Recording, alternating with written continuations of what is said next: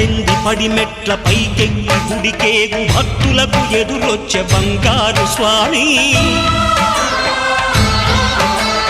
ఇరుముడులు స్పృశించి శుభమనుచు దీవించి జన బృందముల చేరే జగమేలు స్వామి తన భక్తులొనరిల్చు తప్పులకు తడబడి ఒక పక్క ఒరిగెన ఓంకారమూర్తి